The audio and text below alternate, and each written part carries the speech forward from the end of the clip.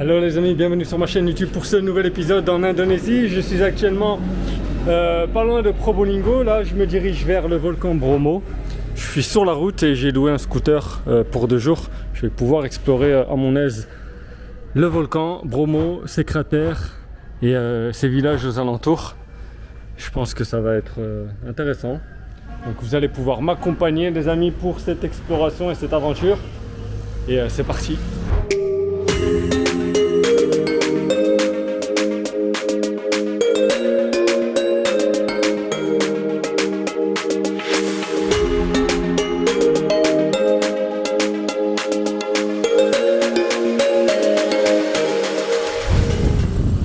Ça commence à monter là petit à petit.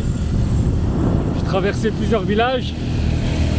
Et comme on est vendredi, je me suis arrêté dans une mosquée pour la prière. Du vendredi. Le temps il commence à se refroidir un peu. Ça fait du bien la vérité parce que il fait chaud en bas.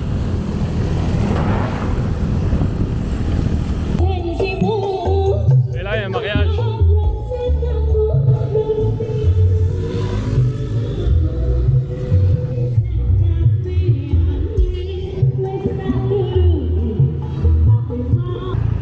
La route, comme vous pouvez le voir, n'est pas trop mal, en assez bon état. Juste des fois, surtout la nuit, il faut faire attention parce qu'il y a des bosses. On est dans un petit village. Une sorte de porte d'entrée vers je sais pas où.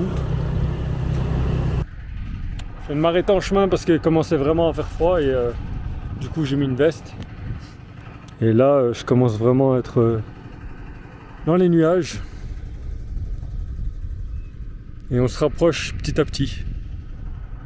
Ça y est, je suis arrivé au volcan. Je suis rentré avec mon scooter dans la caldeira. Et là, je sais pas par où je vais aller. Je vais aller m'aventurer un petit peu. Demain, je viendrai à pied pour escalader le cratère. Et je vais aller par là. Là, j'ai de la chance, il pleut pas. Parce qu'apparemment, tous les après-midi en ce moment, il pleut. Purée, ça c'est des nuages. Impressionnant. Je suis obligé de rouler doucement parce qu'il y a beaucoup de sable, de la cendre du volcan là. Et par moments, c'est chaud. Et je crois que s'il pleut, c'est la grosse merde ici pour rouler. La nuit va tomber, il faut que je vais rentrer.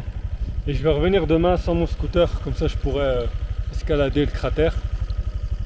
Et puis maintenant je dois trouver un logement au village, donc à tout de suite. J'ai trouvé une chambre ici. J'ai l'impression que je suis tout seul. Petite vue comme ça sympathique. Un seul problème très important. Il n'y a pas d'électricité pour l'instant et j'espère que ça va pas être comme ça toute la nuit. J'ai payé 6,50 €.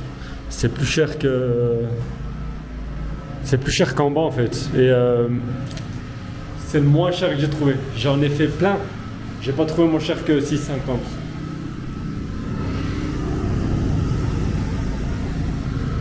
€. Je vais me commander un bakso dans un petit stand ici. Donc voilà, ça donne ça.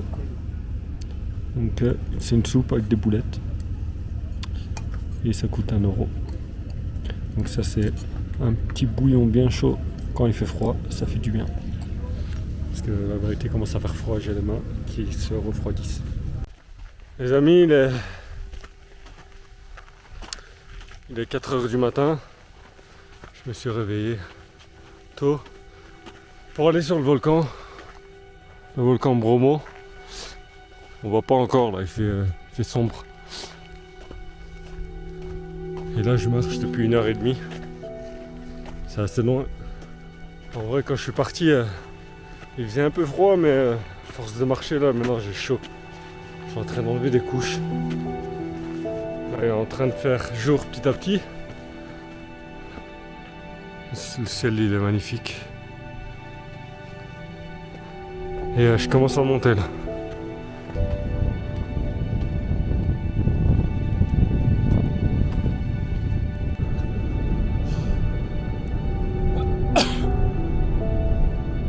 viens d'arriver. Faut que je reprenne un peu mon souffle. Et voilà. Je suis arrivé pile poil au bon moment. Et le volcan, il est là. Vous savez quoi, on dirait le bruit d'un avion. C'est impressionnant.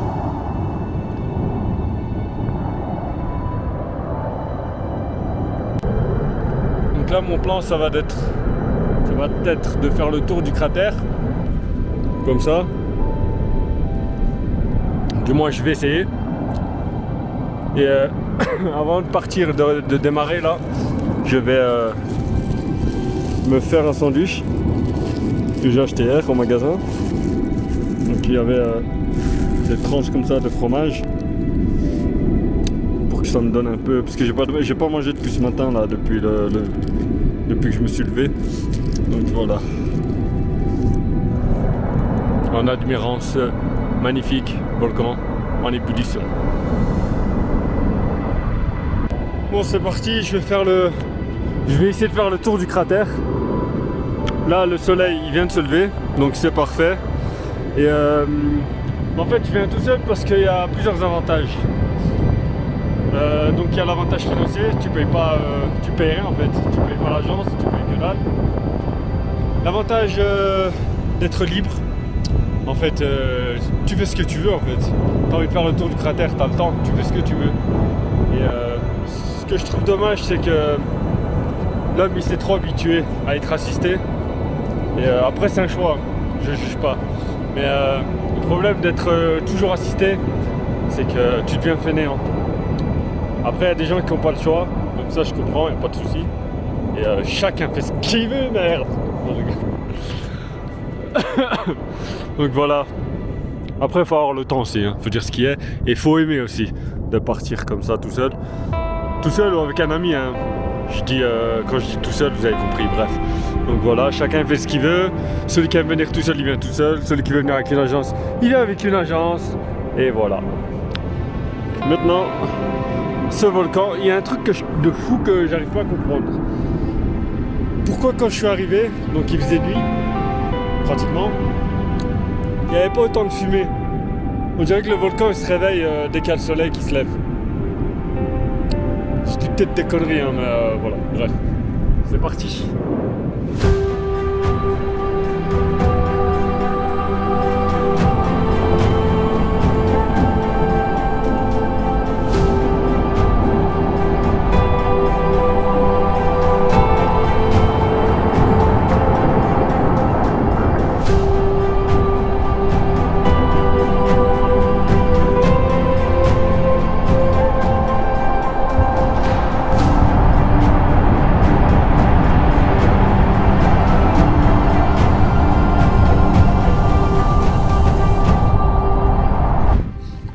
Pour information, la dernière éruption de ce volcan, du volcan Bromo, date de 2021 et elle avait duré 7 mois.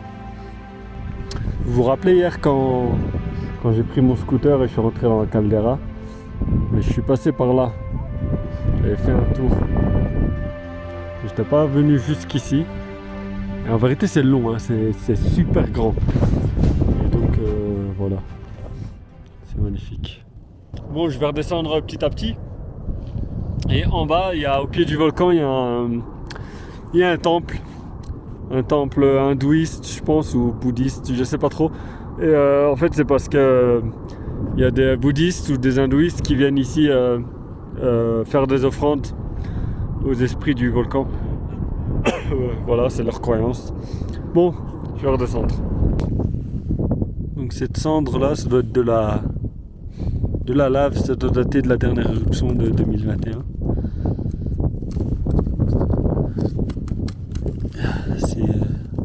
Franchement, c'est fascinant. Je kiffe, j'aime trop. Il faut sentir la terre, il faut la sentir. Il y a quelque chose qui se passe. C'est quelque chose de vivant, qui bouge et qui était là avant les hommes. Et j'entends aussi beaucoup de gens qui disent, vu que l'être humain pollue la nature, etc., donc qu'on fait du mal à la nature.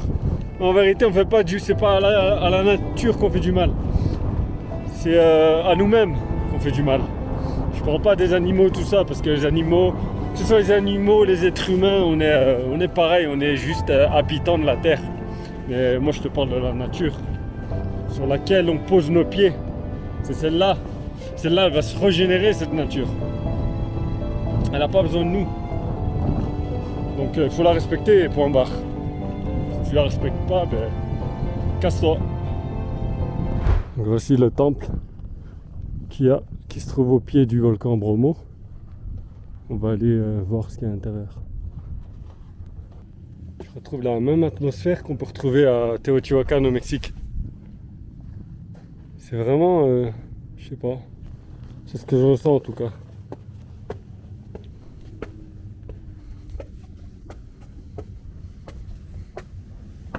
Ouais, je vous ai vu en train de regarder ça.